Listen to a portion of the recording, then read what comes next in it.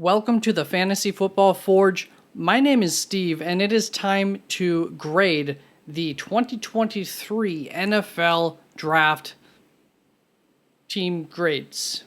Each team in each division will be graded. I will be doing two divisions in each video. There will be the NFC and AFC North in a video, NFC, AFC South in a video, etc., etc. So 4 videos covering every team, every pick, and then an overall grade for the team. And I do want to speak just a little bit on the grading. I heavily relied upon my board in terms of value for the grading. This made it a little bit tougher for first round draft grades and a little bit easier on late round draft grades, as obviously there are going to be plenty of guys that, fall on my draft board at, later rounds, 6th, 7th round of the draft.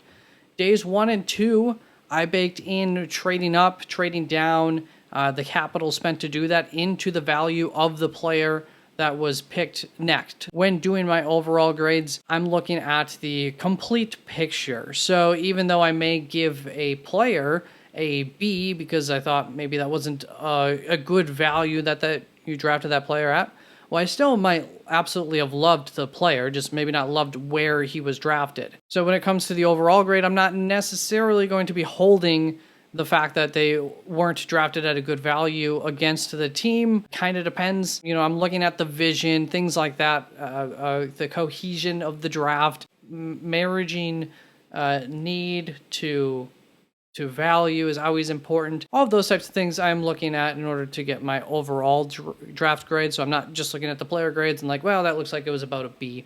There's going to be a little bit more to it. But let's hop into this video's draft grades. And we will go in alphabetical order. So we are going to start out with the AFC, then move to the NFC. And then as far as the AFC goes, Baltimore is going to be the first team up in alphabetical order. They had 6 picks in this draft. They were missing a second round draft value. So that's not going to help the overall grade. The more draft capital you have, the better. So that's not only quality, but also quantity. If you think about it like this, if you were to be able to draft every single player in the NFL draft, on average, I believe this is the statistic. The statistic is that on average, you would get 4 Hall of Fame players out of that draft. So just having more picks is always going to be helpful because there's so much inaccuracy involved in this whole process. It just can't be a perfect process. That said, I did think that the Baltimore Ravens hit all of their needs very nicely overall in this draft. Starting off with Zay Flowers, who I gave a B/B+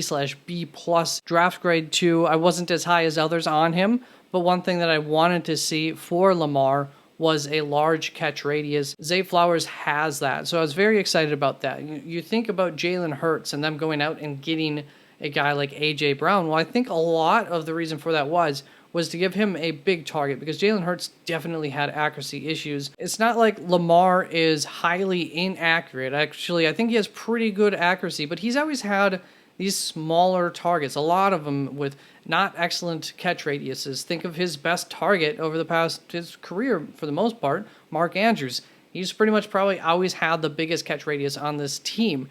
And so you get a guy like Zay Flowers who does have that larger catch radius. I think that should help with any just slight inaccuracies coming in from Lamar. It would help any quarterback, the larger the catch radius is. Then we have Trenton Simpson, their 3rd round draft pick. Gave that an A++. Trenton was fairly high up on my board, had him as a 2nd round draft grade. So liked the pick quite a bit, thought it was a good value, and I thought that he's an excellent fit in their system. There's a need for a help at nickel for the Ravens, and that's exactly the role that Trenton Simpson can fulfill. Then with their 4th round pick, they took edge rusher Tavius Robinson, gave that an F+.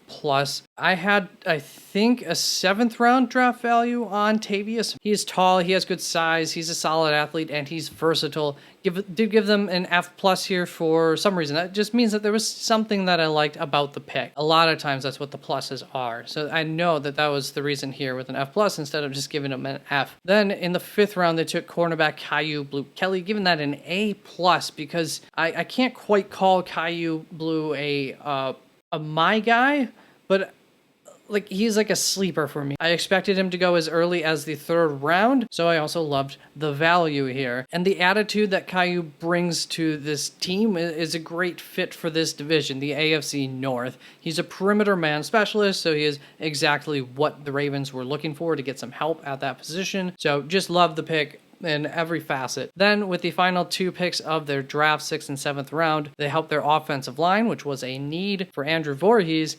This is a guy who probably would have gone, definitely, almost certainly, would have gone day 2 if it wasn't for the fact that he tore his ACL at the Combine.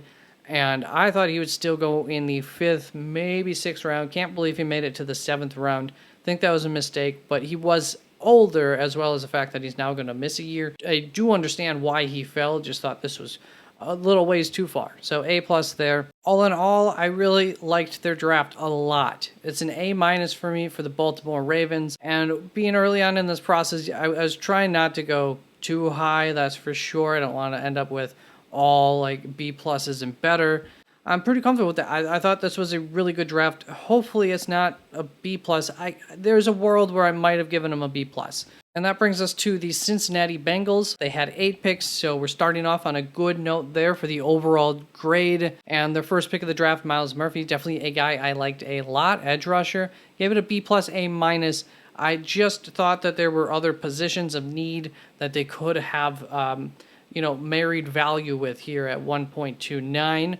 So although I love the player Myles Murphy, I would have gone a different route if I were the Bengals, but good player, can't complain about it. So starting off the draft pretty strong here. Then for the next 2 picks, cornerback and safety, and I absolutely love this combination in these 2 picks. I mocked DJ Turner to the Cincinnati Bengals in my 3.0 mock draft right before the draft with this exact pick to the Bengals. And at that point, what I said in that video was that he is technically sound and he is ultra athletic. I think that this would be an excellent fit for the Cincinnati scheme.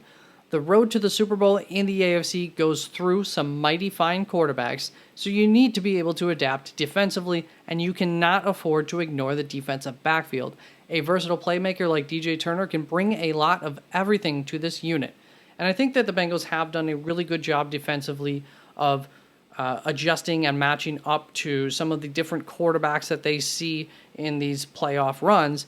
And DJ Turner is going to help to be that versatile guy that can really, help to make this defense all the better, regardless of the matchup. Then Jordan Battle, I think, is a really nice other safety. Gave both of these guys an A+, and I liked him quite a bit and gave it a good value. I was prepared to give Jordan Battle a bad grade in this draft. Thought he would go way too early, but at this point, I liked it, and I really liked the match with the Bengals. Then that brings us to the 4th round pick here in wide receiver Charlie Jones, who I gave a C. It's just too high for me. I expected him to go in the 5th round, so this pick wasn't a huge reach, but there just were other receivers that I liked more still available, one of which they took in the 6th round, and that is going to be wide receiver Andrew Iosivas. I think I got that correctly. Well, I gave an A+.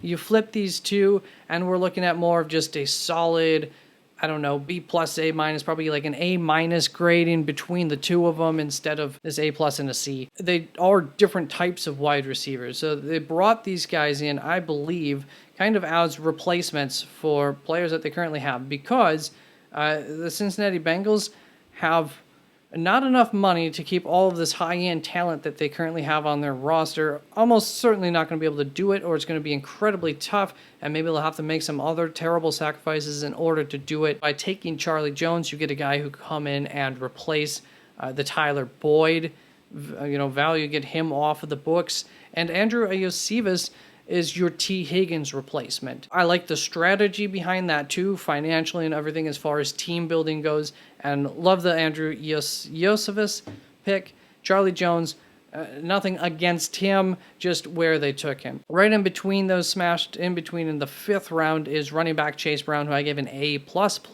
Absolutely love him. Like the fit just fine. Probably would have liked it with like any team, but good fit. And probably possibly a need, if not an immediate need, then a need soon enough. And then in the 6th round, 7th round are 2 guys who just weren't on my draft board. No punters, kickers were. I don't love taking a punter, but once we get to the 6th, 7th round here, I'm really not going to hold somebody not being on my draft board against the overall grade, at least definitely not too much. It's in the 4th, 5th round, they weren't on my draft board. That's a bit concerning to me. But generally speaking, I loved the Cincinnati Bengals draft class. Offensive line and tight end were both needs, however, that they did not address at all. And, aside from Myles Murphy, didn't really address the trenches at all. So, some concerns with this draft. Absolutely love the players, though.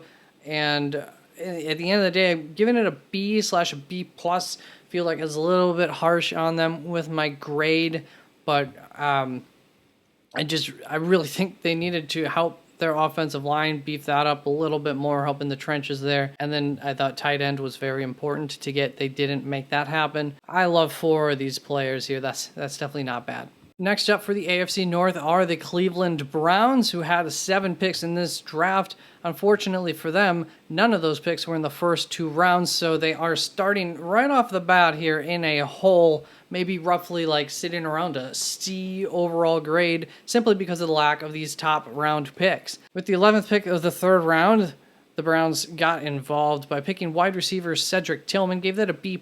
I did not feel like wide receiver was a top need for the Cleveland Browns coming into this draft, but I did think that Cedric was a good value at that point in the draft, and I do understand the pick. So B+ it is. Then move on to their next pick in nose tackle Siaki Ika, gave that an A+.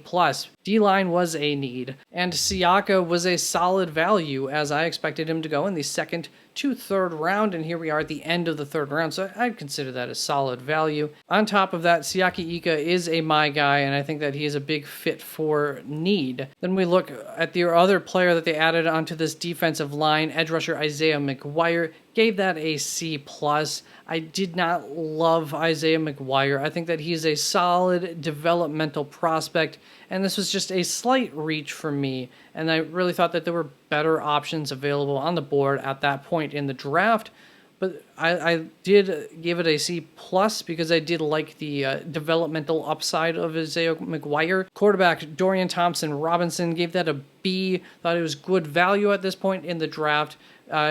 I'm not going to say it's a need for the Browns, but I thought that, he could be a good addition as a backup quarterback on this team.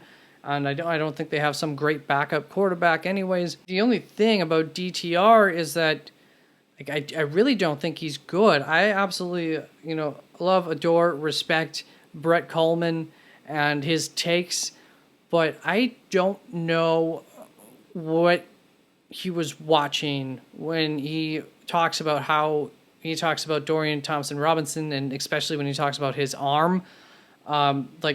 I thought at the combine he looked terrible. I thought his arm looked quite possibly the worst of the guys that I saw in his group. 2 picks later, they took cornerback Cameron Mitchell, and I thought that the value was there for this pick. Cam Mitchell, I had him as a 5th round value. That's where I expected him to go, but I thought that there was better value that was still available on the board. I do like Cameron Mitchell, though. He could contribute at the nickel spot if there is a need there. I think it's clear against the run. Then in the 6th round, they got center Luke Whippler. Most people thought, 2nd, 3rd round, maybe 4th round, probably gone by the 5th round, and 6th round, you're insane. So great value, but there must have been some sort of injury concerns that popped up with Luke Whippler. He was my 1A, 1B kind of center. So I think this could end up being an absolutely amazing pick for the Browns. And when you combine that with Cedric Tillman, I had a 2nd to 3rd round draft grade on. Siaki Ika, 2nd to 3rd round. I say draft grade sometimes. Really, that's where I expected them to be taken. DeWand Jones here, who I forgot to cover, in the 4th round. This was a 1st to 2nd round draft grade. Luke Whippler, 2nd to 3rd. So you didn't have a 1st or 2nd round, but you got 3 guys who I thought could have gone as early as the 2nd round, and 1 guy who I thought could have gone as early as the 1st round. Pretty impressive draft class here for the Browns. Speaking of DeWand Jones, gave him an A+ here. I would have loved to give it an A+ for value here, like I did, like a Siaki Ika. However, I'm more in the A camp because there are some actual concerns, and I don't think they're health concerns. Some people are speculating it's health concerns is why he dropped. And very well might be, or it might be a combination of things. But also, DeJuan Jones went to like the Senior Bowl and or the Combine, didn't participate, just altogether had some issues throughout this process with participating with it. And there was even some public complaining from the Pittsburgh Steelers front office about DeJuan Jones. And if something like that's coming out publicly, like there's clearly some issues there. And so, is DeJuan Jones going to be an active member of a team and put in the practice to be excellent, because you have to at this level? That's, I think, the main concern here. But he has all of the tools to do it and was very productive in college. So we shall see. This draft could absolutely end up being a home run hit from a draft that nobody would have expected that from for the Browns. So I loved it. I'm giving it a B+, and that's about as good as you could get without having a first or second rounder, I think.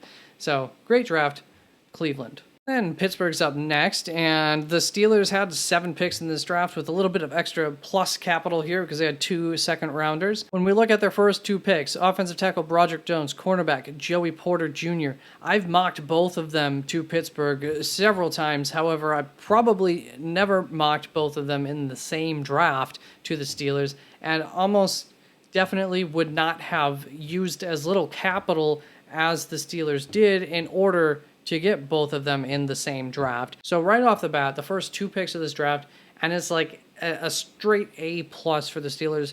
They were killing it, and they really didn't lose too much steam with the rest of the draft. It's pretty much an amazing draft here from the Pittsburgh Steelers. One of the best, if not the best, draft in this, I would say, pure quantity of picks and some other smooth movement. But one other team has me thinking there's going to be one team that's going to be better than them.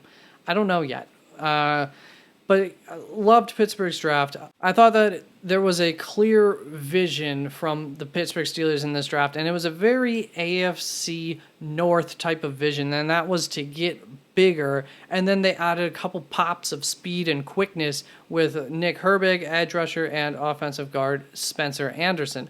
Other than that, we've just got some big guys there to beef up this Steel City team that plays in a division, plays for a team that's always been known for being, the big, mean team who's going to hit you in the face. And I think they've lost some of that in recent years. And in this draft, they were saying, we're going back to our roots here.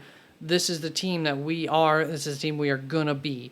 And so I really liked that vision from Pittsburgh. When you look at their other second round pick here, Keanu Benton, B+, A- grade. I think they used a little bit of capital maybe to move up to get him off the board, but this was pretty much appropriate value for Keanu Benton. Maybe at the top end of my value for him as well. Might have gone into that grade, but it's a need for them along the defensive line here at nose tackle too. So really, really good pick. Then in the third round, the falling Darnell Washington goes to the Steelers. It's an A+.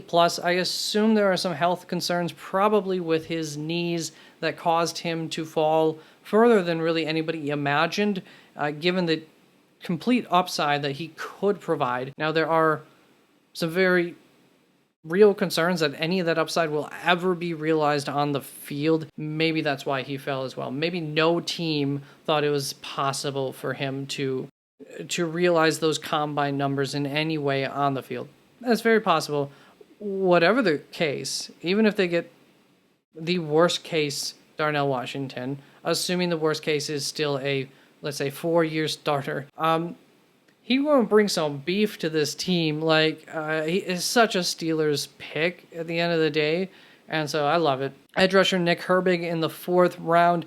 Don't love it, like it a lot. Then we jump all the way down to the 7th round. Cornerback Corey Trice comes off of the board. A- there. And then as far as Spencer Anderson, offensive guard in the 7th round, gave that a B, and I expected him to go in the 7th round. So the B just represents that I thought it was a good value, but I thought that there were better options available than him. I absolutely love the draft.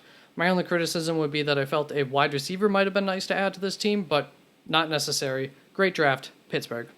And that's going to bring us to the NFC North, starting off with the Chicago Bears, who had 10 picks in this draft. So we're starting off in the plus here, just from a pure numbers aspect. And I'm going to start off with an overall review of the Bears, addressing their needs well overall here. In my 3.0 mock draft that I did mock Tyreek Stevenson to the Bears at pick 22. As you can see, at pick 25, they traded up and they took Tyreek Stevenson. So obviously, I love that pick for them, and they took a couple more cornerbacks, which I thought was a good strategy for the Bears. Thought that they needed more than one cornerback's worth of help in their secondary, so I'm all for that. Then in the front seven, they took 4 guys, and I love it, even though I didn't love the value of who they chose. So we have D-tackle Gervon Dexter, 22nd pick there in the second round. Gave that a C+, because there are some things that I like about the player. Actually, I like the player. I don't like the value of where they picked him, though. I thought he should go later. Same with defensive lineman Zach Pickens, C+. Like the guy, don't like where you took him. Then we have linebacker Noah Sewell in the 5th round. Gave it an A+. If you've watched my stuff, you would know that I've been a pretty big fan. I'm one of the few of Noah Sewell. There's a lot of things that I really like about him, and it's a bit of a boom or bust kind of situation of whether he'll succeed or not. I think in the short term, at the very least, though, for the Bears, he should be an improvement and just bring something to this team. So regardless, I love the value here, and I think there is a tremendous upside if he pans out. And then in the 7th round, defensive tackle Travis Bell, not on my draft board. Not going to hold that against him too bad. I don't know enough about the guy to, at that point in the draft, to hold it against their overall grade in any way. When we look at the offensive line, I love that you start off with an offensive tackle here. That is great, Bears. But why didn't you draft a center? Why didn't you? Could have at least spent 2 picks out of 10 on the offensive line. You want to make sure to shore that up, and I just don't know that, okay, we have Darnell Wright, we're 100% good now. I don't think that's enough. As far as the pick, Darnell Wright, I thought that was a bit of a disappointing choice there at pick 10. To go from the first pick of this draft to Darnell Wright is pretty meh. And that's where we're going to see this B- come in. But then, of course, you add in the fact of all the capital that they got to move all the way back to 10. And that's really good. So I'm viewing this more as an A- overall, just in terms of the overall grade. And Darnell Wright's not like a B- player, but at pick 10, with who else, with the other people, offensive linemen that were left on the board at that point in time, it was a B- for me. Didn't love that pick for the Bears to start off the draft. Then we talked a little bit about Gervon Dexter already, Tyreek Stevenson, Zach Pickens, and in the 4th round, running back Roschon Johnson, gave that a B+ A-.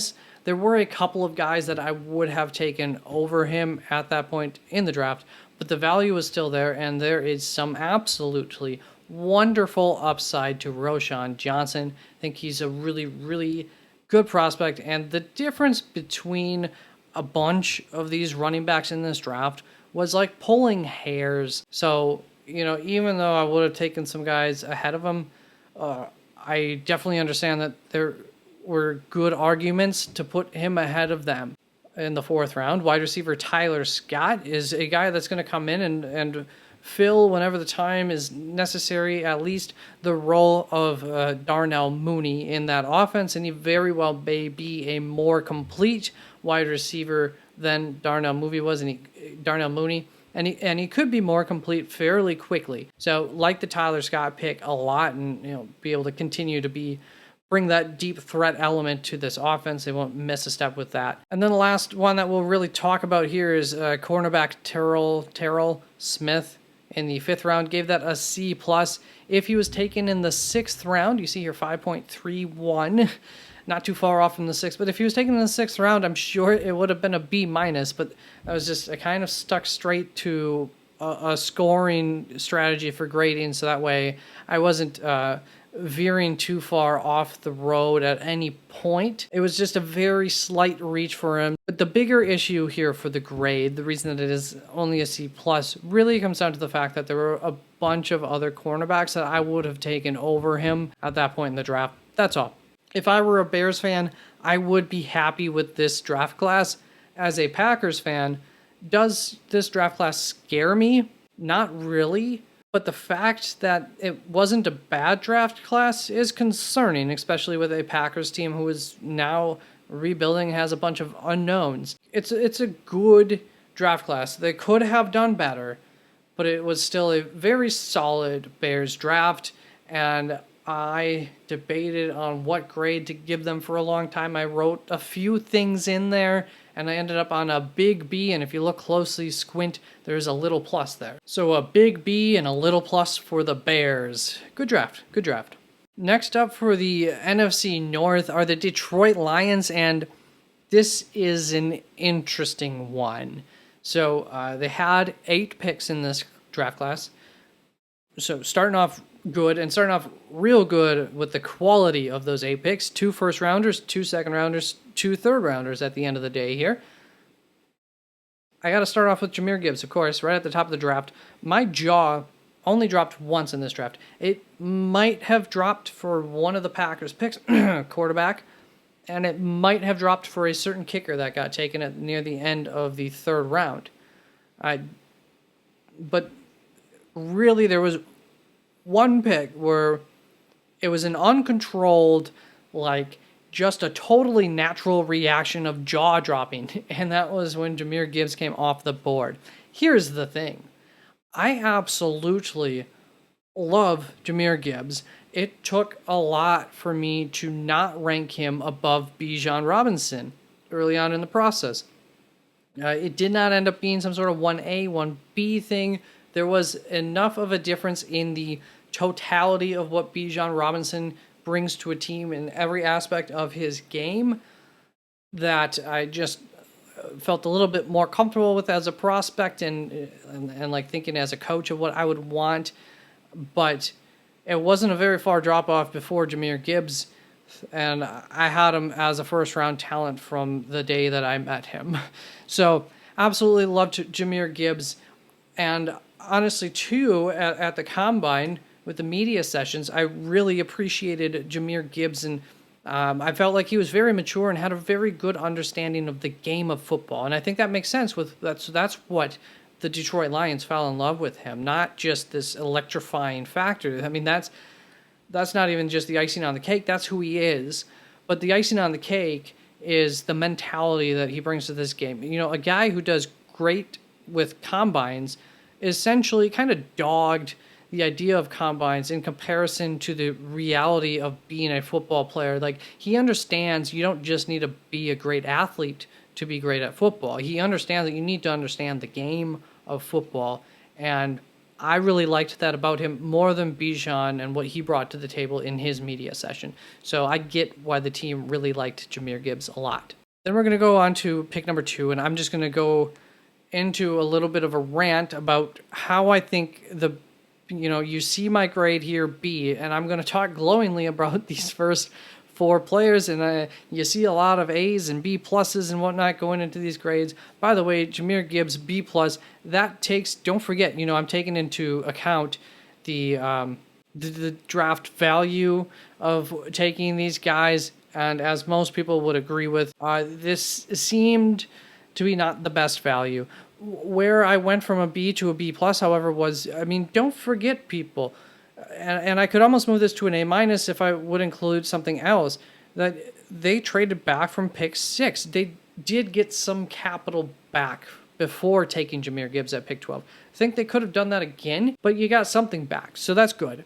Then, you take him knowing that you're going to be trading away DeAndre Swift, so you're going to get more back. So I do think they recouped some of the lost capital of, value-wise of taking Jahmyr Gibbs by getting back some capital for him. So I'm a little bit torn on that. But then we come to pick 18. Took linebacker Jack Campbell, A- grade here, A+ player. Same with Jahmyr Gibbs. Love them. Just don't love the spots of where they're taking these guys. Then early second round, spent a little bit of capital to come up and pick Sam Laporta. Gave that a B, B+.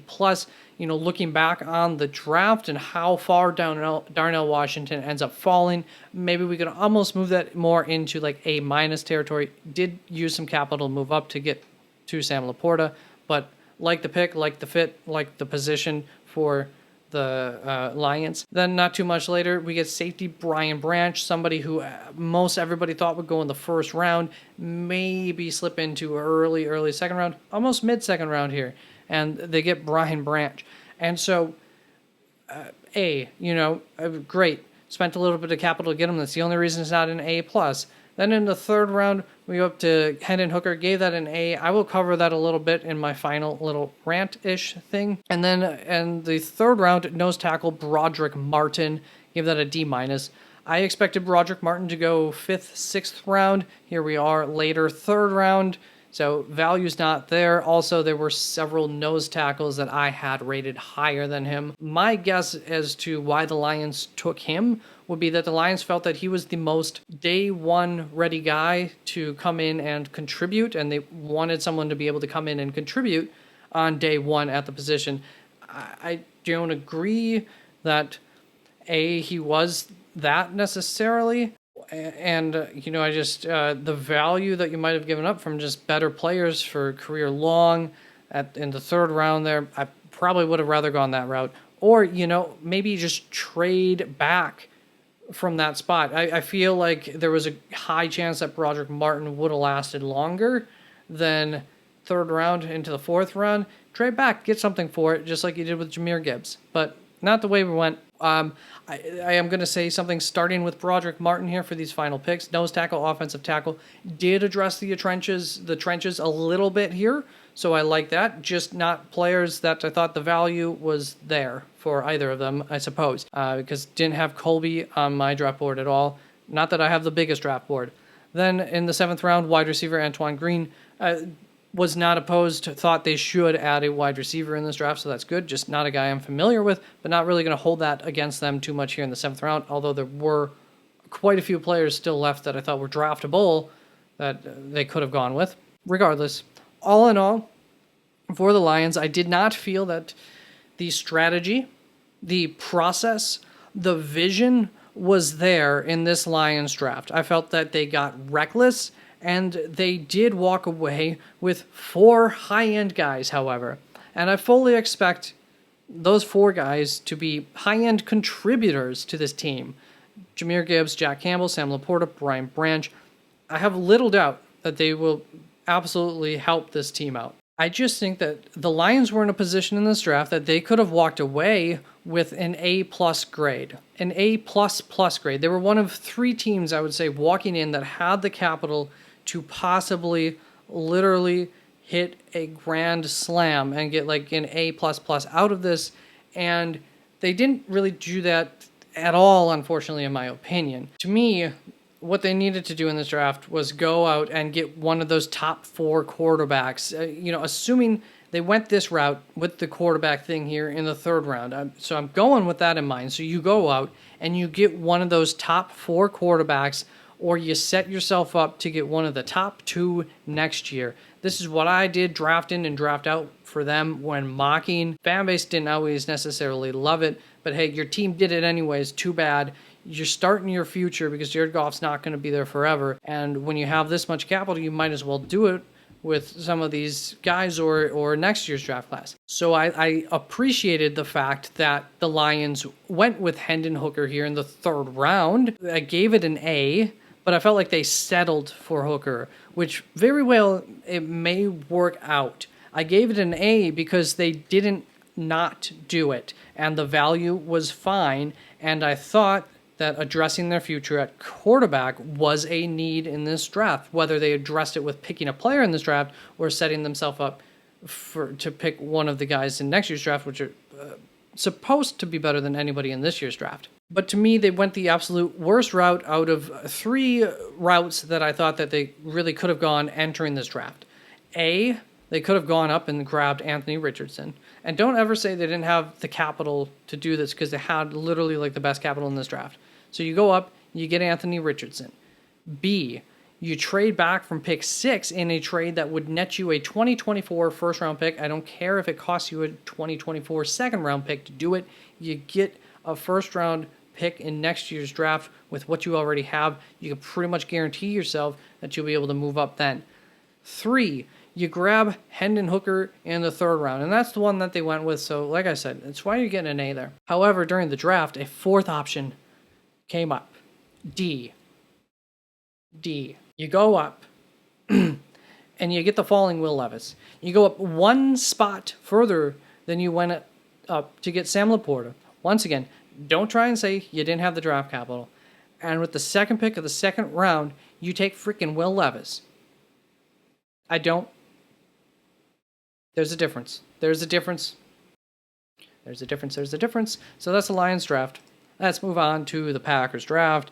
They had 13 picks in this draft, so we're starting off good there as far as the overall grade's going to go. Going to give them the benefits of the doubt and beyond here. So good start. Numbers-wise. In the 1st round, Lucas Van Ness, edge rusher, gave that a B-. I felt that it was early. I've not been the biggest fan of Lucas Van Ness.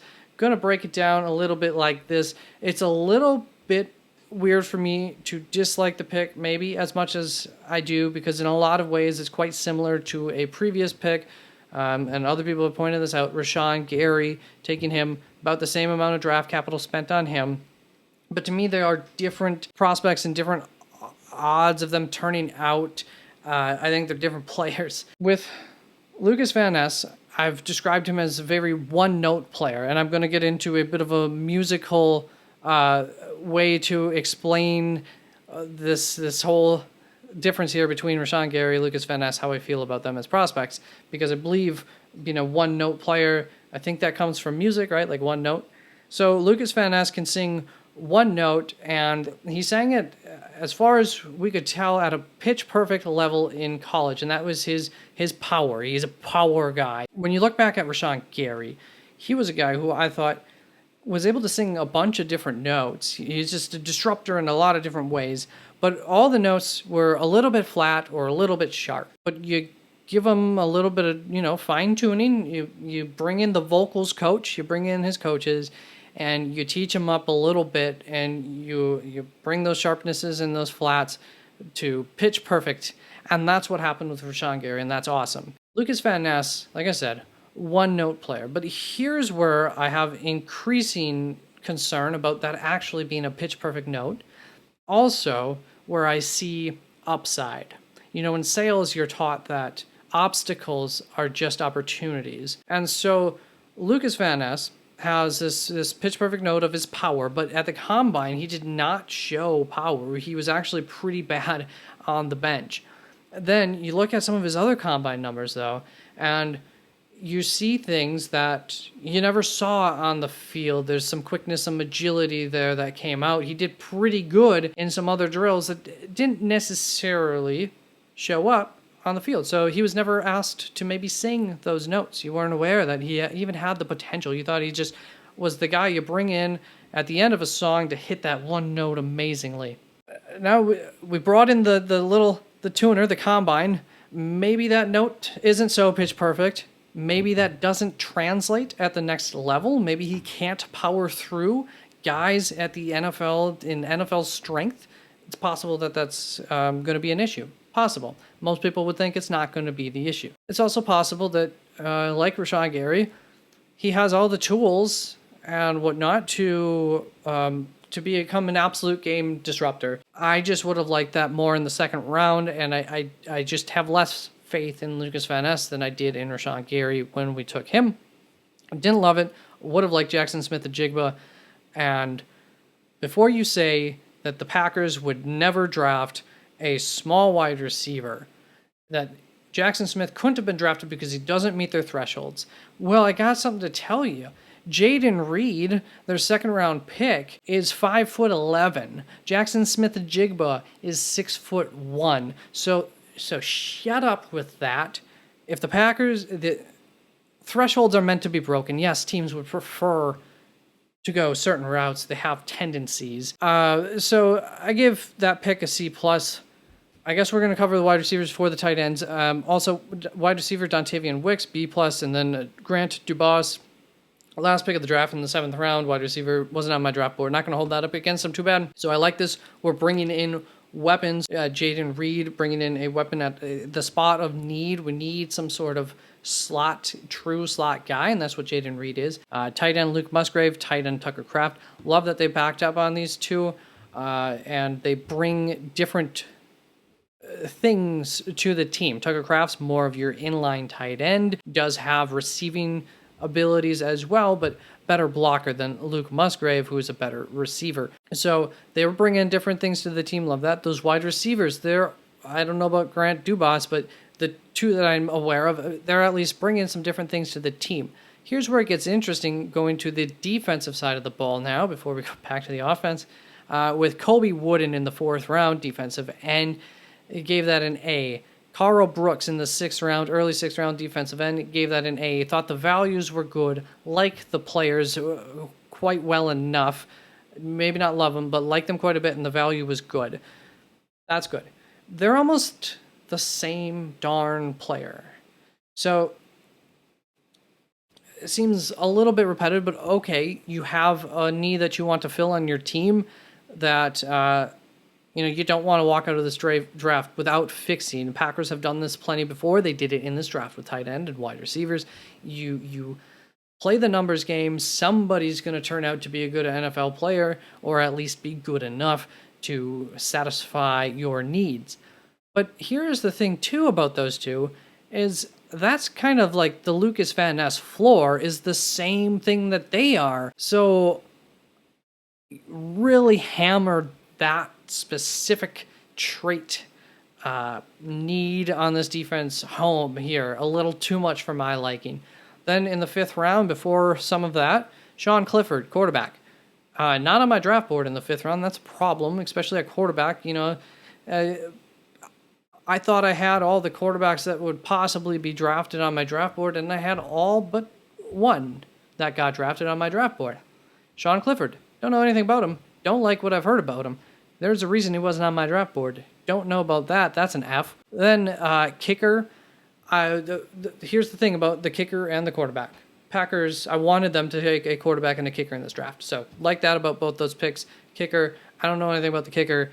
And at this point in the draft, not going to kill you too much about it. Then early 7th round, pick 15, pick 18. Took two fun players that I really like. I think they're very interesting prospects. In cornerback Carrington Valentine, gave that an A, and running back Lou Nichols III. I might have been a little bit generous with my A here, but at that point in the draft, I did this throughout the draft. Some of the players who were falling, it's like at that point, okay, I'm clearly, we'll take the NFL's word on this, that they weren't worth drafting, or there were character concerns or injury concerns there. That's the reason that they fell. So I'm a little bit less like, oh, but there were better players ahead of them I would have taken at that point. So could have gotten a little bit of a plus from that. Then with Lou Nichols III here, gave it a B+, A-, because there were some running backs that would have probably taken over him. But I thought he's a really fun prospect. And here's my little write-up that I had on him. I wrote that he was an exciting small school kid who needs some development yet. He is powerful with good vision and good contact balance. I think vision and contact balance are like the two most important tools in general for the floor of a running back to have those tools. I also wrote that he may not have the tools to be a starter, but he is definitely could be a contributor. And so, looking forward to a definite contributor on the team. Hopefully that comes true and for the Packers. Last pick here that we'll talk about, safety Anthony Johnson Jr. gave that a D+, C-. I did have him as going undrafted, and there were, I think, 3 safeties that I thought gave the skill set that the Packers are looking for, that I wanted them to draft ahead of him. They ended up going for him. So he's like 4th on my list at that point in time when they drafted him. I don't hate it. Some people probably absolutely love it. Some people, at least one person in this world, thought he should go on in the 1st round. And I did like his combine media session as well. I thought that he came off as a very sincere kid, which is a good quality. So that's the Packers. At the end of the day, I gave it a B-. I kind of wanted to give it a B, and I kind of wanted to give it a C+, and I waffled back and forth. But B-, you're just kind of going where, like, Lucas Van Ness set the tone for me of this draft. Don't hate it. think it could have been better and maybe missed on making the most out of this draft. Let's move on to the Minnesota Vikings, who had 6 picks in this draft. No second rounder, just like the Baltimore Ravens. Very similar to them. I'm going to be a little bit more harsh on this one than their grading, though. Starting off with the first pick of the draft, Jordan Addison, wide receiver at pick 24. I have mocked Jordan Addison to the Vikings before, stating that I think that he is a good Adam Thielen replacement for this offense. For me, this was just early in the draft to draft Jordan Addison. I thought there's too many concerns, but there's a lot to like, especially with his tape, so I get it. I would have gone other routes myself for the Vikings. Then after that, picked third round, fourth round, picked their 2 defensive backs in Mekhi Blackmon, Jay Ward, gave them a C-, C+ respectively. And I really like the process here with taking these 2 defensive backs. The Vikings absolutely needed to address the cornerback and their secondary just as a whole in this draft with more than one player. And they did it with their second and third picks in the draft. So I love that. Here's where we'll get into some of my issues, but major need addressed. Mekhi Blackmon, I expected him to go in the 5th round, so it's just a slight reach for me, and there was an assortment of other options that I would have gone with over him. The reason that he could be a good pick for them is that this secondary needs help, and they need it immediately. Mekhi is an experienced and smart, high IQ cornerback, understands the position, who really doesn't have a weakness in terms of zone or man coverage, so I think the hope would be that he's never going to be a liability on the field, not even in year 1. He could at least get on the field and be like a C player for you. Maybe not an asset, but not a liability. I think would be the hope early on in his career. Then, and the secondary very well may need that. Then you have Jay Ward following that up, defensive back. I had him in as a cornerback, but I did write safety ? In his little write-up. And then he's also listed as a safety post-draft. So he's a defensive back is what I have him listed as, which basically means that he's a versatile defensive back. I think that that's important, and he's another player who is smart and high IQ, understands the position kind of player. The theme between those two, obviously those smarts, as well as they're both aggressive players, and I like that. What I don't like is that this secondary could use an infusion of speed and athletics, and that is not these guys.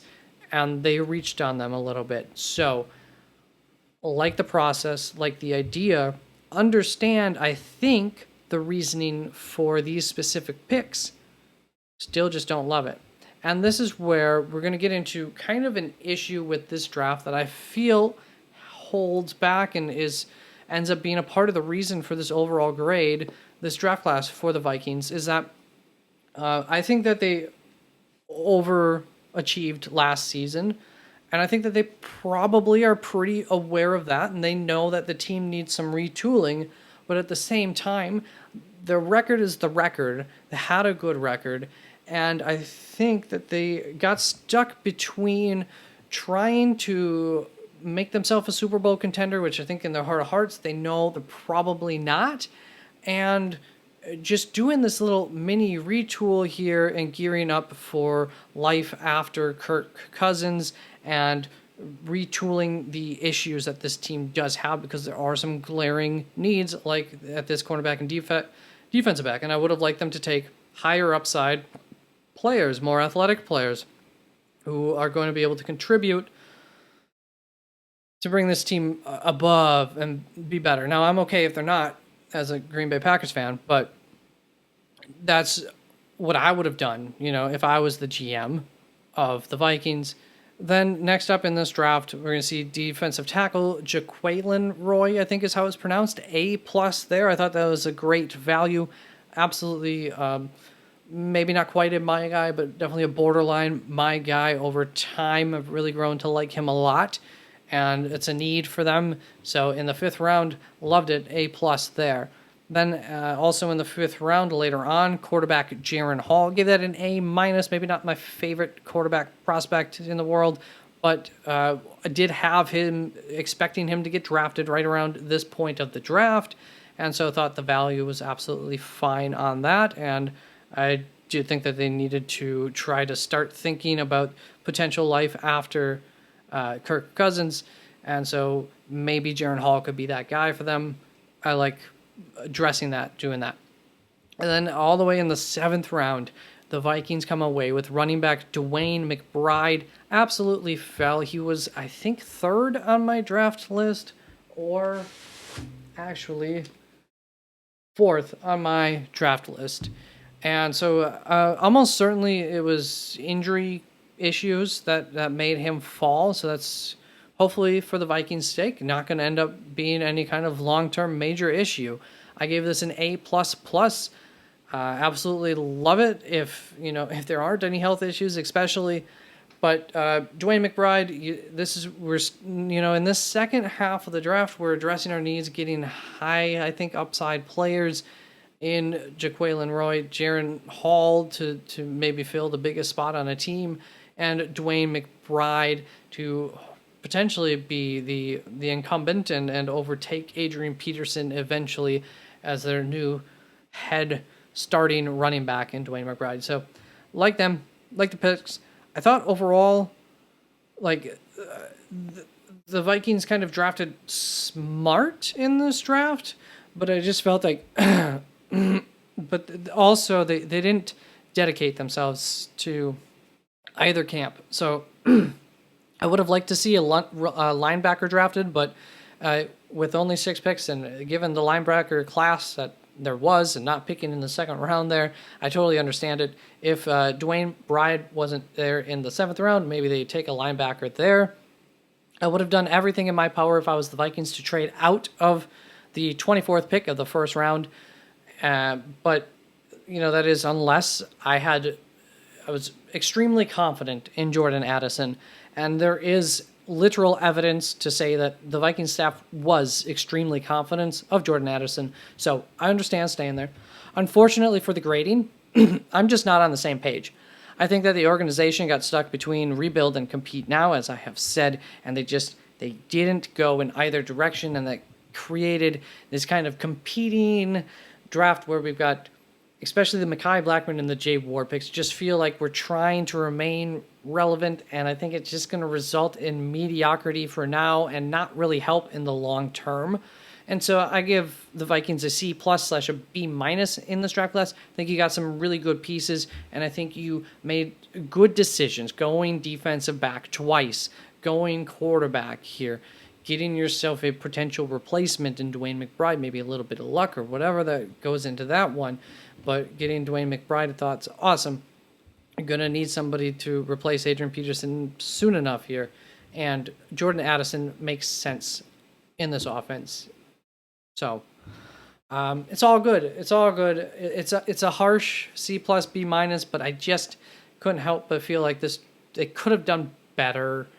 And by going more of a retooling route than this in-between that I feel they end up going.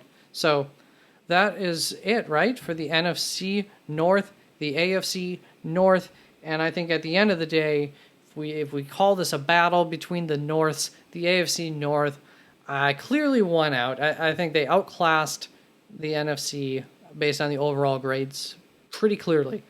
Other than that, losing my voice, I will be back tomorrow with the AFC and NFC South, then the East, then the West. So please check out those videos if they're already out or when they come out. And thank you very much. Like, subscribe, do whatever. It's appreciated if you do whatever. Comment. Let me know what I did wrong, what you liked about my analysis, etc. Bye-bye.